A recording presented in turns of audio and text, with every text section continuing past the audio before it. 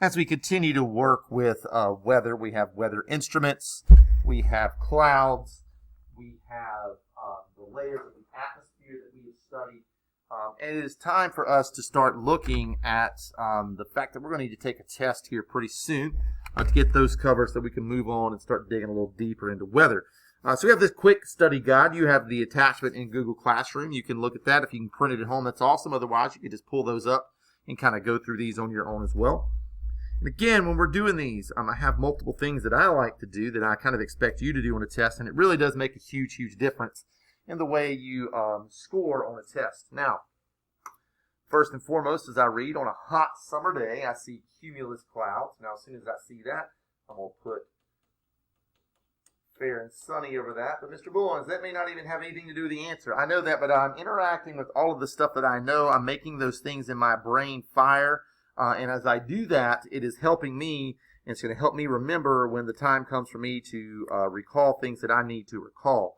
So I know that it may not necessarily be like what the answer is looking for, but I promise you as you keep doing that and get used to that and make that a habit, it's going to be a little easier for you. So now on a hot summer day, cumulus clouds, which means fair and sunny, they start to grow taller and darker.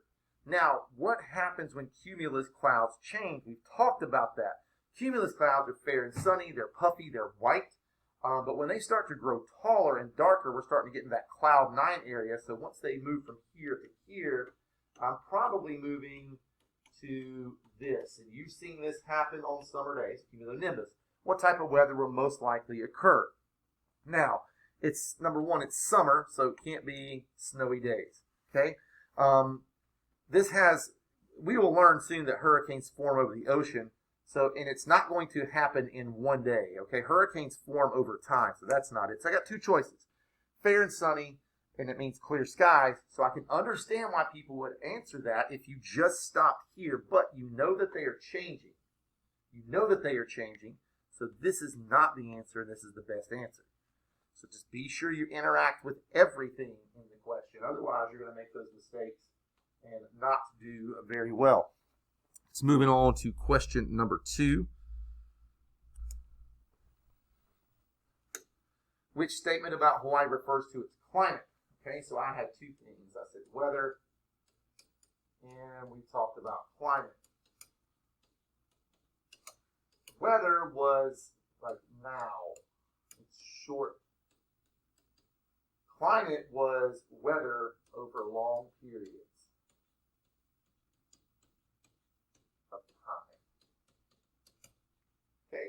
Now, which statement about Hawaii refers to its climate? A blizzard occurs on one of Hawaii's tallest mountain peaks. Is that something that could possibly happen? It could. Is that climate or is that weather? No, that would be something that would happen in the short term, so that is not it. A high temperature of 37, this the Celsius, was recorded today. Okay, that's now. That's the short term. That can't be the answer. The mountains were shaded by cumulus clouds on a Tuesday afternoon. That is a very short period of time.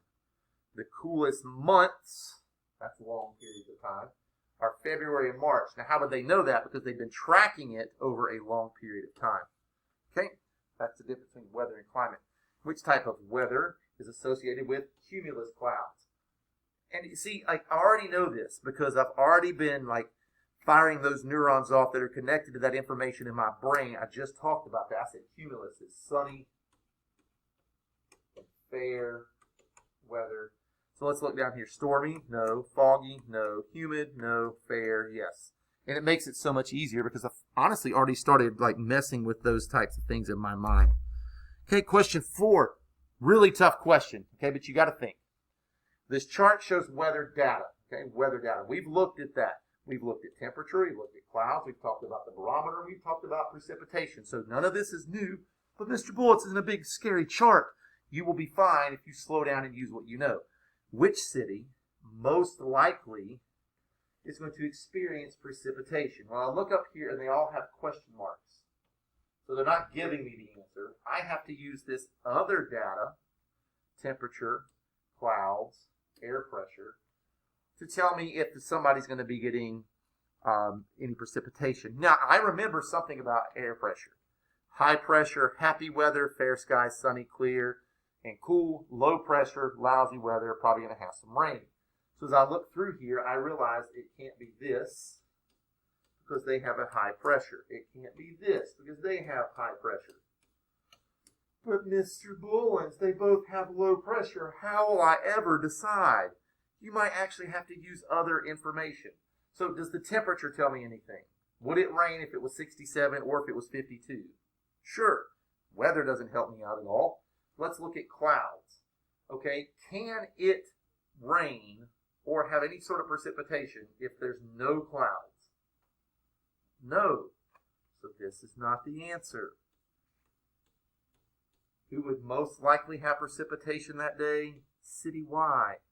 Oh, Mr. Bullens, that's a lot of work. Yes, it is. It is a lot of work. Do you expect me to do all that? Yes, because you have more than enough capability to do that. Let me move it down so I can get question 5 and 6 at the same time. Question 5. Sandy wanted to take pictures of cirrus clouds. Cirrus. Thin and wispy, and they mean fair weather. However, so there's going to be a change. The morning weather report indicated a low pressure. Low equals lousy, which means rain. Not going to have rain if there's cirrus clouds. And you can't have cirrus clouds if it's raining. Because she has a low pressure in her area, why will Sandy have to wait to see cirrus clouds? Because low pressure systems bring cool, dry air. Is that what we said? Is this lousy weather, cool, dry air? No, that sounds like a high pressure system. Because low pressure systems bring fair weather? No. Because low pressure systems do not bring clouds. Well, you can't have rain without clouds. Because low pressure systems generally bring rainy weather, which is exactly what we said here.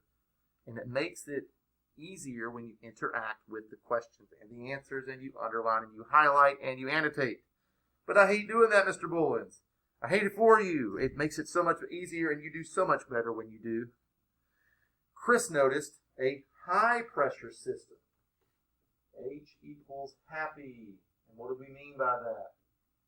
Sunny and fair weather for Monday and Tuesday. What type of weather conditions are most likely for those 2 days? I just answered it. I already answered it.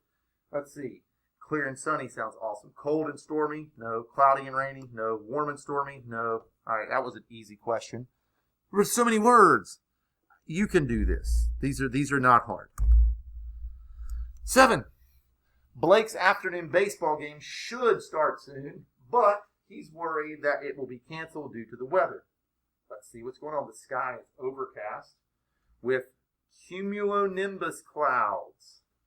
What have we learned about cumulonimbus clouds? They are the storm clouds. They bring lightning, thunder, rain, possibly hail. What will most likely happen? It will be played because the clouds will leave the area soon. We don't know that. Probably not. It will be played in the afternoon because it will hail for the rest of the day. Do these always bring hail? No. It will be postponed until the evening because there will be an afternoon thunderstorm. I actually like this one better than this one. It will be canceled and rescheduled because it will rain for the rest of the day. Now, raining for the rest of the day, that takes me back to those nimbostratus clouds where it's raining like all day long. It never stops. So that's not the answer. Your best answer is here. Pretty simple to go through that one. Let's check out our next question. Dexter saw lightning. Which of the following cloud types most likely present? So this is fair and sunny, wispy. Actually, they're made of ice, so that's not going to be that. Cumulus, white, puffy, fair weather. So that's not it. And these are my storm clouds. Wow, I just wrote a whole bunch of notes about that on the last one, right up here. That's an easy one. Which instrument is used to record average precipitation? Which one measures precipitation? Well, an anemometer measures wind speed. Mr. Bullens, how do you know that? Because we have to memorize that. A barometer. What does barometer measure? Air pressure. That's our high and our low, our happy and our lousy weather. Rain gauge. Rain is one type of precipitation. Rain, sleet, snow, and hail. So that is the correct answer there. Are these super tough to do? No, they are not when you take your time. Jane wants to measure the amount of precipitation in her backyard. What weather instrument? Okay, weather vane. That's wind direction. Remember, I think Ray he said he has one of those on a barn, and it tells you what direction the wind is blowing. Thermometer tells me what the temp is. A rain gauge measures precipitation. And we just did this. Remember, up here, like there it is. There's the answer. If you got nervous because it's a test, you just answered it. Air pressure. I do this on a memory dump before the test so that I don't get nervous during the test. Simple, easy, not a stressful problem at all.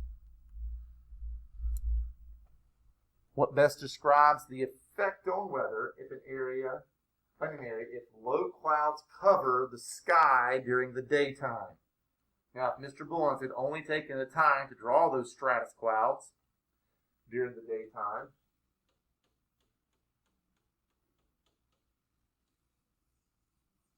what happens? Well, the sun's radiation tries to come down, but it's blocked and reflected and absorbed by the clouds. And what does that mean for the temperature down below it during the daytime? It's cooler, right? And I could probably find that picture. Cooler, it's not warmer, not decreased precipitation, increased driving visibility. I have no idea what D is even about. That'd have to be a fall question. How does a decrease in temperature turn water vapor back into a liquid? So remember, I have water vapor. It's gas. The molecules are moving around very, very quickly. They go up into the atmosphere. They start to cool off. As they cool off, they get closer and closer.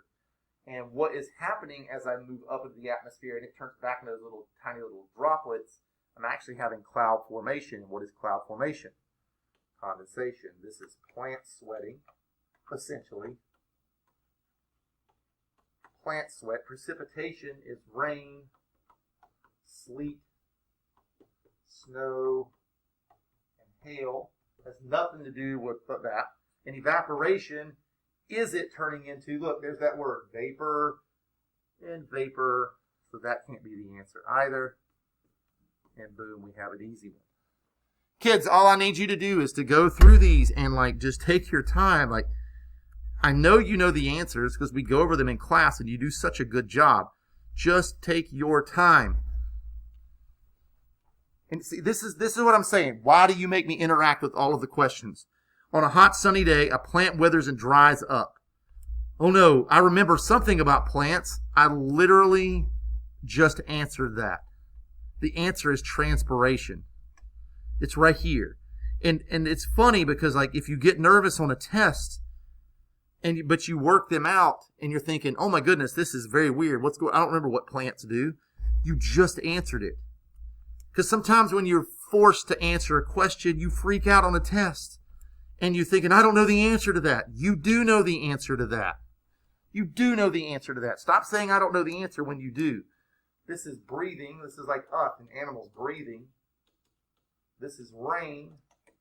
Condensation is cloud formation. That's the only thing that has to do with a plant is transpiration, and we just answered that.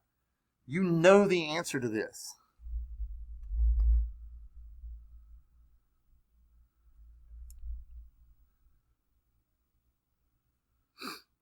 All right, we're going to have to stop there. I'm slowly running out of time. It looks like we have maybe one or two left there, but I will post the answers for you as well. If you have any questions on any of them, send me a message in Dojo or in Google Classroom, and I'll help you out. Don't forget, smash that like button and subscribe, and keep on rocking it in science.